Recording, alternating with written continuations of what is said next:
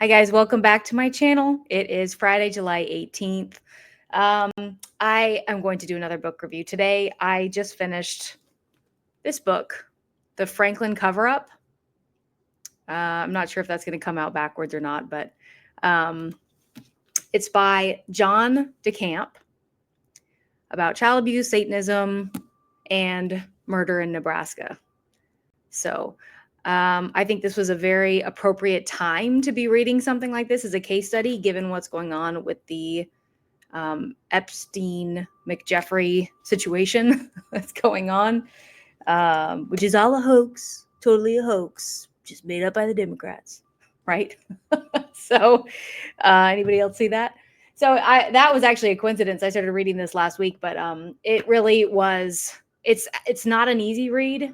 It was dark, but it's a perfect case study on almost like a microcosm of the bigger picture of what's going on with blackmail. I haven't gotten around to read Whitney Webb's books, One Nation Under Blackmail, Part 1 and 2 yet, but I'm under the impression that that's a really good read as well, with the same genre of information. My dog's over there playing with a bag, so forgive me if you guys can hear anything bag rustling. But anyway, yes, this was a good read. It was a good introduction to what is going on with blackmail, with child abuse, institutionalized, scientifically organized, if you will, for purposes of controlling the government or people in powerful positions, pornography, drug running. It's all here. And occultic aspects of it as well at some darker levels, some Satanism, rituals. So it's all here, and I think my research into this book started because I read a book a couple weeks ago on Ruby Ridge, which was happening in the, I think, late 80s or early 90s, about a family that was really targeted by the FBI and the military in general, accused of things that of being associated with white supremacist groups, things of that nature, and really tried to bring them down, and was a good case study of showing how our authorities have their own agenda in things and really have done egregious things to our own citizens. So that kind of led me down a rabbit hole into Waco, and then into the Oklahoma City bombing. Now, this is all kind of the same time frame. This was done late 70s, early 80s, and then the trial, I believe, went all the way through the early 90s. So I was I was born in 1985, so I was, being born when all of this stuff was going on. This is all in Nebraska. Oh, it also has ties with the Catholic Church. So they had a little orphanage there. Not little, actually. It was a huge orphanage with millions of dollars of funding, a lot from Warren Buffett. And this pedophile ring would basically business people and media personalities and big banks, lobbyists, the police department. They were all big parties were involved. All areas of society in Omaha, Nebraska were involved. And they would pull these kids a lot of them from Boys Town, which was that orphanage. They would kidnap them on the streets. They would breed them from their own families and have them be slaves, basically, for them. And they would send them across the country to Washington, to California, just stay in Omaha for their own parties, and basically use them as sex slaves. They would also use them to run drugs, things of that nature. So, and engage in these horrible satanic ritual abuse cases. So this was not an easy read in that way. There are a couple parts that will really turn your stomach if you're not ready for the information. You haven't had some kind of a taste of it, if you will. It's really dark, but I think it's necessary that this stuff really does go on. And it shows how deep and insidious it is and how far up it goes. There was a lot of insinuations that it goes all the way up to the White House level. There were big names named in this book. or certainly implied, all the way up to Reagan, whenever this was all going on. Larry King, by the way, not the talk show host, he was the manager of an SNL, savings and loan bank, credit union, Franklin Credit Union, that was involved in all of this money laundering and things like that. They were the ones that got caught. Where was I going with this? He was basically the guy that was the Omaha Epstein, if you will. That was the main guy, was this Larry King guy. So he's in there, and it was shown that he had private jets, and he was taking them to, at one of the he sang at the Republican National Convention in Dallas, where I'm from, in 1984, I believe, either that or 88. He was at both. He sang at both of those conventions. I can't remember which one. I think Dallas was 84, but they all went for a big party at, is it South Fork Ranch in Dallas, where Maureen Reagan, which is Ronald Reagan's daughter, was there, like all over him, all over for pictures. So this was a very well-connected guy who was running all of this, these parties and blackmail operations and finding the kids and engaging in the activity himself, taking lots of money in exchange for these kids and for the activities they were doing. The pornography, there were snuff films involved in all of this. So it's gross, it's dark, and apparently, which is even crazier, it's not out of the ordinary for the way our society works, especially in light of Epstein situations going on right now. So I think it was a great read, a necessary read, in order to have a little bit of understanding of what's going on the national level, at our federal level, and what's really going on behind the scenes and how things actually work. So certainly there was mention of Warren Buffett. I think Warren Buffett's called the Oracle of Omaha. And side note, I grew up being told to worship this guy for his stock picks. I don't know if you guys had that experience as well, but I remember being handed Warren Buffett books and being told to invest like he did and really look up to him. And it turns out he is right along there with Bill Gates, wanting to decrease the population, and he funds all of these massive organizations that are trying to reduce the population, right? So he's I can't remember the actual word for it. Is it eugenicist? I can't remember the word where you want depopulation. Malthusian. Anyway, someone will know. Write it down for me. Anyway, but he's that guy. So he's insinuated that he is very much involved in this, all the way up to George Bush Sr., which I was aware of from other books on MK Ultra. MK Ultra wasn't exactly talked about a ton in here, but with further research, there's at the very back of this book. This is the second edition, by the way, that came out in 1996. I believe the first edition came out in 1992. So this one has some follow-up, like an appendix part. A part 2.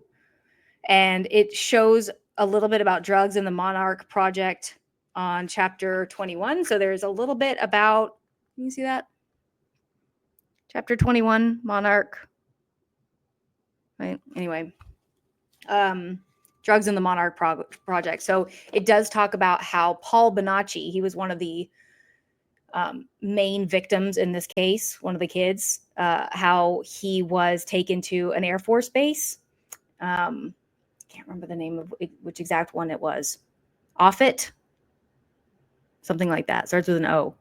And there he mentioned getting to know Michael Aquino, who was a Satanist in the military at that time, and who was very involved in pagan, satanic rituals, occultic rituals, and the systematic splitting of kids' personalities to turn them into these kind of Manchurian candidates for the government. So he was unfortunately one of those kids, and I think he has 15 personalities or something like that.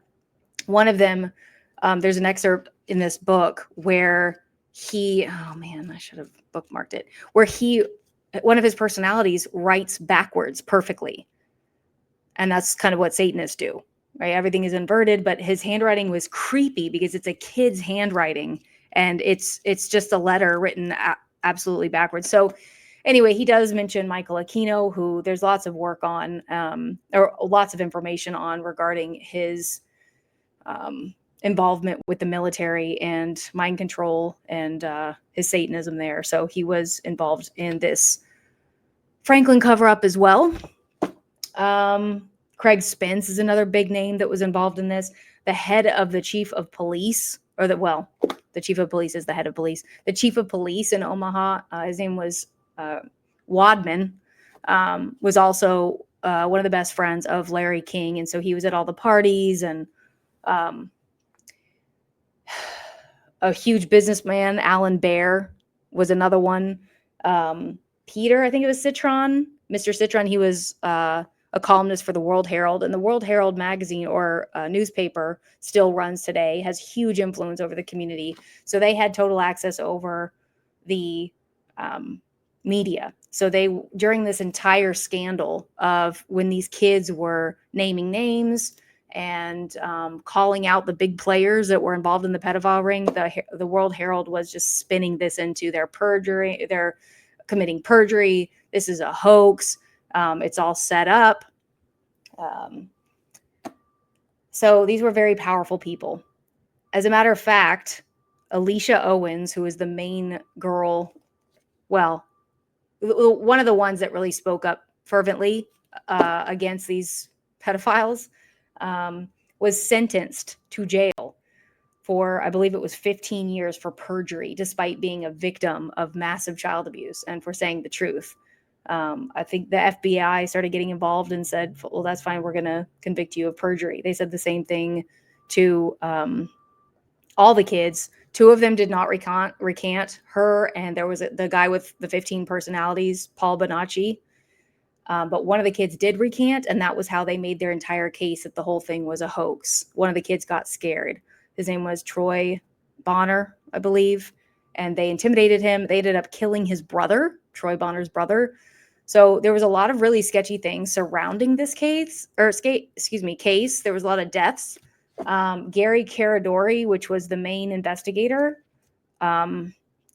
which it sounded like he was salt of the earth kind of guy, really genuine, wanted to help the kids, was staying up late, trying to investigate, taking hours and hours of testimonies from the victims. His plane mysteriously exploded over Aurora. I think that's in Nebraska, maybe Illinois. I don't know. But anyway, that was where Chief of Police Wadman was then stationed at this time. So that's all speculation, but it is very interesting. It's super interesting to see kind of how much will go into creating a cover-up, how deep they're willing to go, how nefarious people really are. And it gives you a little bit of insight into pedophilia, as weird as that is, like to understand that this is a control thing. It's a sickness that is not, your creep around the corner, which it certainly could be, but it's very widespread. It's in our government, and it's a system of control, and they've got it down to an art where they get the kids, program the kids. It's not necessarily a sex thing, although it could be. But it's much more useful as a tool, right? So the Franklin cover-up, I recommend it. I would take breaks. There was a few moments I had to kind of come off the book a little bit and breathe. But yeah, it was good. And it certainly helps you to understand what's going on with Epstein a lot better and understand that a lot of the same players are involved. So it's not like a separate network of people. Let's look at my notes and see if there's anything else I wanted to mention. I know that there's another book similar to this, by Nick Bryant, and my friend Jay Dyer on his show just had his live stream, Nick Bryant on in an interview. I haven't gotten a chance to watch it, but I know Jay's interviews are fantastic, and I've seen an interview somewhere else with Nick Bryant, and he has done really good work. So I can't wait to read his book on the Franklin cover-up. So go watch that at Jay's channel, Jay's Analysis, at Jay Dyer at YouTube. Another really great YouTube channel that I've used to get some information is called Interesting Books Reviewed. And that gentleman on the channel has done some excellent work on child abuse books, and he has reviewed this book as well, which is where I got the idea. So I recommend you go check him out. Also, if you want more additional information without reading this whole book, it does take a lot of time. It's thick. It is it's about 395 pages, 400 pages. And it's smaller print, so, and there's a lot of information. So a lot of times you'll have to stop and kind of look up who the players are and the locations and things like that. But if you like investigative journalism, it is a fun thing to dive into. Fun is an interesting word, but I would, with my ADD ways, say it's fun because you get to go do a lot of research with this book.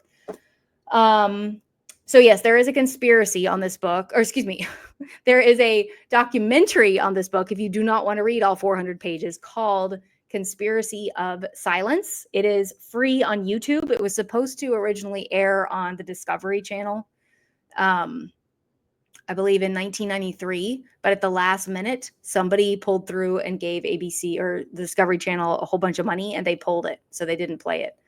But it is available on YouTube for now. So if you want to go watch that, I recommend it. It had a lot about Boys Town, which was that Catholic, it's still in operation, Boys Town. And side note, there's another Boys Town run by the Catholic Church in Australia, where very similar things were happening to the boys there at the same time frame. And you can look that up on YouTube as well. There's information on that one. So I don't know if there's other Boys Towns. I haven't gotten around to look at that, but for certain, those two are heavy, I don't say breeding grounds, but places where predators will pick what they want, because these boys are orphans. They don't have a good support system. And all of the times it's within the clergy and the Catholic Church will hide the perpetrators, as we know. So, other things I wanted to mention.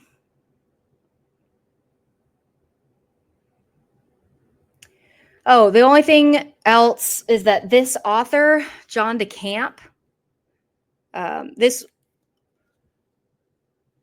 he was the lawyer in this case. So he was very, very, very much involved in this case. There has been some speculation that he might be compromised because he makes a lot of references to his good friend, William Colby, who was I believe he was the head of the CIA at the time. He was also very involved in some covert Vietnam operations that he mentioned lightly but didn't go into, like the Phoenix Project. I think that's the one he was talking about. But he doesn't really. So I think you can get more information on that on the Interesting Books Reviewed channel. He has a lot more knowledge than I do. I am a student of this, so please forgive me if I sound elementary, and it is because I am elementary about talking about these matters. I've sort of only been doing this sort of research for the last few years, so please go check out other sources, read the book, watch the documentary,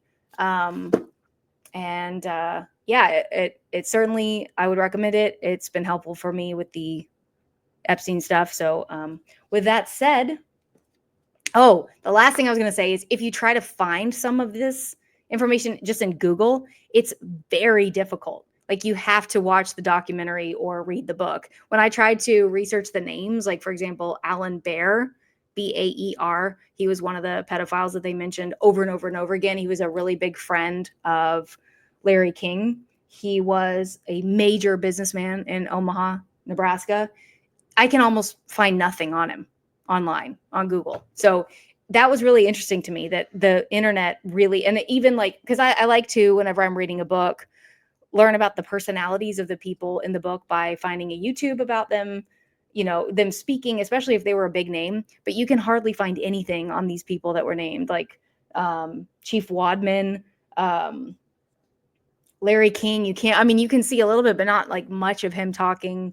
So that I found was very interesting, that the internet really has been scrubbed of these names. So you do have to do your own research. It's not readily available for you. If you look at Wikipedia pages of this stuff too, it's not inclusive at all. You will not get the information you're looking for. You really do have to read. There's really no cure for reading. So you can watch the documentary. The documentary is excellent, but I would recommend going into it a little bit deeper. Also, side note, if you guys are not subscribed to a website called Vigilant Citizen, that website, I think it's $100 a year. But you can get a few free articles every couple months. And he has a really, really great breakdown of some of the Epstein stuff with links and articles and lots of backup documents so that you can understand the pedophile rings a little bit more and how that all works, and the drug running and the blackmail and the pornography and this, so that is all available to you guys. So that's my book review of today. The Franklin Cover-Up by John DeCamp, 2nd edition. And happy reading. I will talk to you guys soon.